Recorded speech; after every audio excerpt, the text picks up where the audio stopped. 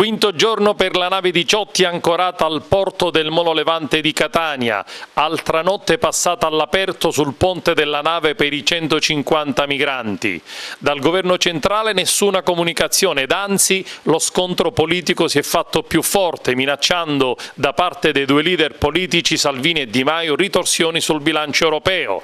Il braccio di ferro con l'Unione Europea per la distribuzione dei migranti si è infatti concluso con nulla di fatto, ennesima dimostrazione che l'Europa non esiste, rilanciano dal Viminale, spiegando che i paesi europei non hanno avanzato alcuna concreta apertura per risolvere il caso della nave Diciotti, visto che l'Italia negli ultimi anni ha accolto 700.000 cittadini stranieri, la linea del Viminale non cambia, dalla Diciotti non sbarca nessuno, su questo fronte il governo è compatto. Ieri sera dal comando dell'imbarcazione della Guardia Costiera è stata inviata al Viminale l'ennesima richiesta di autorizzazione allo sbarco, segnalando da parte di alcuni migranti di attuare lo sciopero della fame. Oggi al porto di Catania è in programma una grande manifestazione antirazzista, facciamoli scendere, lo slogan del raduno organizzato dalla rete antirazzista Legambiente, Cobas, Arci, Ampi, Nomuos e centri sociali.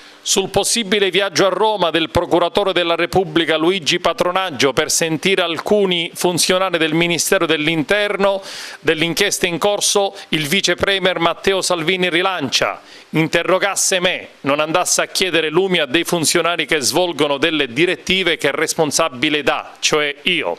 Se questo magistrato vuole capire qualcosa, ha continuato riferendosi alla missione del procuratore Patronaggio nella capitale, deve evitare i passaggi intermedi, visto che c'è questo presunto sequestratore, che per qualcuno sarei io, sono disponibile a farmi interrogare domani mattina, ha detto Salvini. Il vice premier si è anche detto pronto ad avviare verifiche per individuare i veri profughi prima ancora di far sbarcare le persone sul territorio italiano.